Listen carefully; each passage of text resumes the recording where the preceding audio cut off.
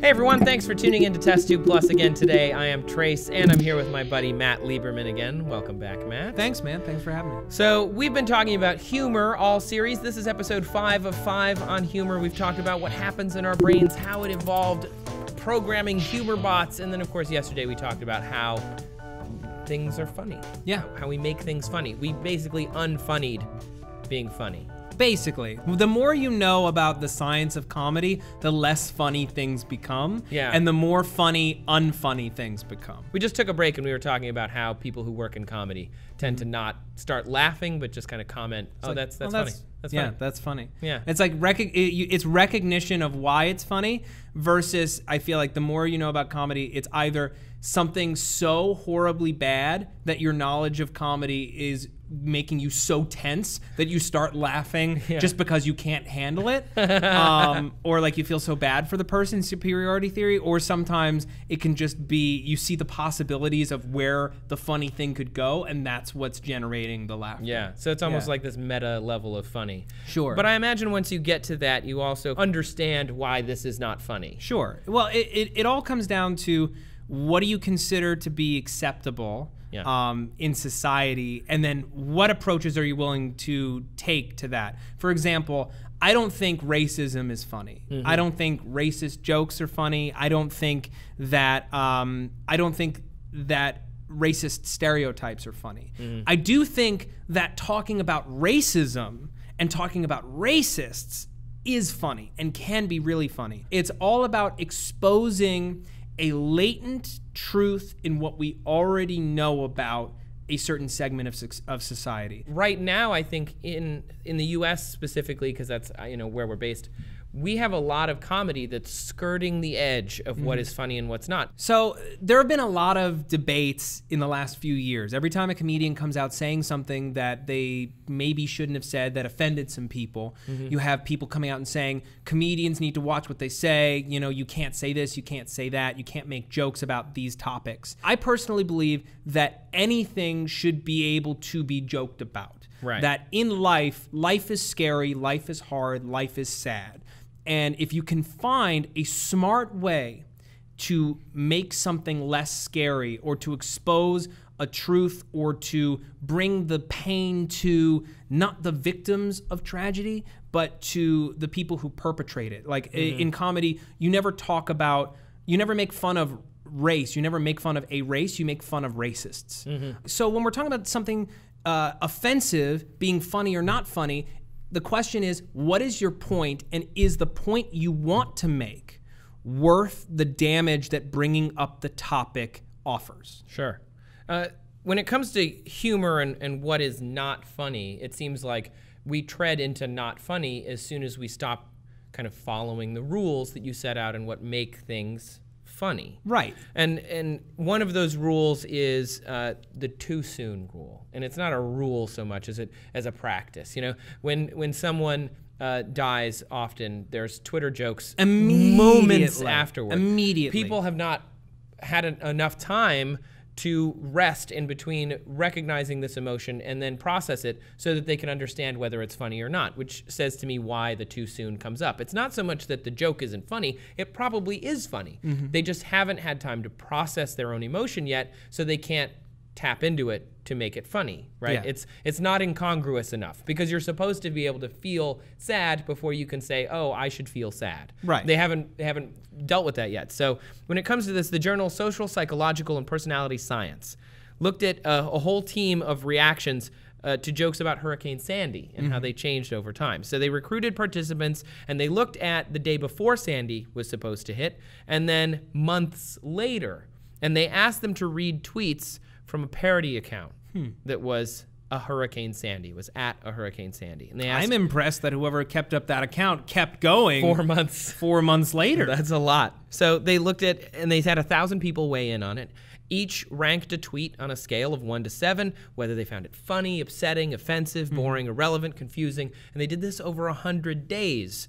And before the hurricane hit, people thought the tweets were pretty funny. Yeah. They were giving them on average between 3 and 4 on a 1 to 7. That Right. guy or gal, whoever was running that account. We're taking the piss out of something that's potentially scary. Right. And they were trying to tap into the fear that people were having and create this humor around it. However, when the hurricane hit and people realized that there was all this damage, people had died and lost their homes, and they were without power, humor declined. Yeah. Until it reached a low point about 15 days after Sandy's landfall, and then it started to become funny again. And that, I think, comes back to the benign violation theory. Yes. Too soon, and it's not threatening enough, and so you're on this side of the benign, then it becomes a violation, and then it kind of pulls back into that. Because the beauty of it is, as time goes by, you process the events of what happened, you're able to deal with whatever tragic elements there are, but then you start to see some of the absurdities in not only what happened, but the feelings that you've had since, the feelings that other people have had since. And in the case of Hurricane Sandy, you had Chris Christie getting a lot of press following Hurricane Sandy, and then people started making fun of like the jacket he was wearing while he was talking about rebuilding the Jersey Shore. There are now new elements at play in this story. First, you have the unknown. The unknown is scary. We want to joke about the unknown. It's why people make a lot of jokes that involve death, because we're afraid of the unknown, and we want to make ourselves feel like we have more power over it. The more we can laugh at something, the less power it has. Then it hits, and you're dealing with the actual aftermath of what's going on. You're seeing real images, you're hearing real stories, and you're confronted with the truth that something bad happened. Right. And so then now it's not funny. Now it's not funny. But then as you move away from it, it no longer is directly affecting you and potentially the other people around you. It's no longer as heavy. And because it was bad and we're no longer having to deal with it, we got through okay. Now we start to make fun of it again, as if to say, I was never scared of you. Another example that people have used lately is 9/11. There's a number of different articles I've been reading about 9/11 jokes and how they're becoming more and more popular. And in part, and this offends a lot of people, I want to preface just saying that we're not making fun of 9/11. We're not making fun of the people who lost their lives on 9/11. No. But what happens is the first jokes to appear were hours after the tower fell, the first tower fell. And part of the reason that they started to appear was because of talking about, like talking around, talking about things like the power of pride bumper stickers and talking about things like that. And today we're getting jokes about things like never forget. I'll give you a bit of my experience because it is personal. My dad was across the street from Tower 1 when it got hit. Wow. So my dad nearly died. He ran away for his life. He walked across, I don't remember if it was the GWB or the Brooklyn Bridge to get out of the city, and found his way home, and it took hours. And we were really scared. When we were I was in middle school, I was in 8th grade at the time, it was the fall, and they weren't really giving us any information. They said something had happened to the Twin Towers, but they weren't telling us any more than that. My mom called the school, let us know that Dad was okay, that we were okay, that we didn't have to come home from school. We sheltered 3 people from his office who didn't have anywhere to go. Like, it was a very real thing. It's very not funny. Not funny. Yeah. At all. But in the time since then, maybe because it was such a real thing, because I was right there. My family's like living in New Jersey. My dad was right there when the first plane hit. And that didn't even really hit me for a few years. I personally, there's a lot about 9/11 and the culture of 9/11 especially that makes me laugh. And it's making me laugh because I know I shouldn't be laughing. It's an uncomfortable thing. I think even though 9/11 is a tragedy, even though tragedies happen, there are ways to comment on our own suffering and our own anxiety about them that can be funny. But within the benign violation theory, there's this thing called psychological distance. And it sounds like that's kind of what comes into play here. So bear with me for a second. It's essentially the idea of, when somebody says, oh, that's terrible that happened to you, but you're going to laugh about this one day. which is a horrible thing to say. It's terrible. Don't say that It's to the somebody worst who's just advice. experienced a tragedy. But that's so laissez-faire. Right. Yeah. But that's essentially what the psychological distance is. So if you were walking home today and you got hit by a car, you'd think it was funnier several years from now than you would the day after it happened. Sure. Several years from now, you might see the humor in that situation. You might see yourself like, oh man, remember when I got hit by that car because I was like looking at my phone and texting this girl that I used to date, or doing this thing, or ordering dinner, and Right, now, like what an idiot I was. I was so distracted. Yeah, exactly. Yeah, like here's an example. When I was in 7th grade, I had never asked anybody out before. And I asked out a girl to the 7th grade social, because we didn't have dances, we had socials. Her name was Gretchen, and I asked her out, and she said yes. Now, in movies, I had always seen after a guy asked somebody out and they were so excited, they would or like dance or something. In those movies, Did you do that? Oh yeah, I ran outside and I started dancing.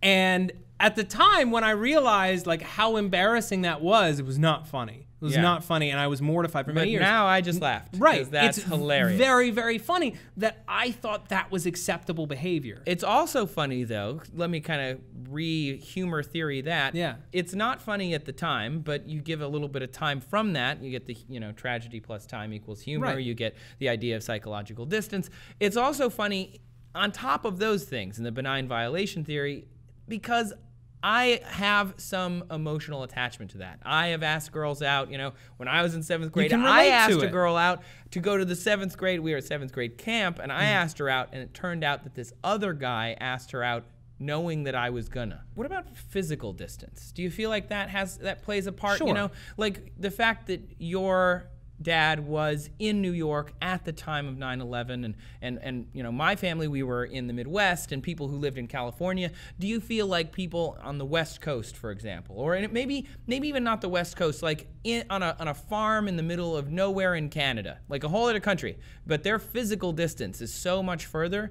Do you think they would find something that's not funnier sooner, in your opinion? I think that being in New Jersey and having a father working in New York and having him be right there when it happened, I had friends, like I knew at least one person who had lost her father in the attack. Right. I knew another family friends whose dad was supposed to be in, I don't know if it was Tower 1 or Tower 2 that day, but his flight got delayed. Yeah. Like it's like all these little things that people are touching on it. And I think that in some way, it'll make some people not want to laugh at it longer, but it will make also some people laugh at it a lot sooner because they were there, they were a part of it, and they want to turn the fear and the anguish into humor faster. Versus, I feel they get like a better benefit from it. Right. Versus, I feel like some people in the Midwest or on the West Coast or maybe in the South, after the initial fear of there's going to be another attack had passed, some people, I think, got over it a lot quicker because it didn't happen to them. It's almost like a world away, especially people who, they don't relate to New Yorkers necessarily.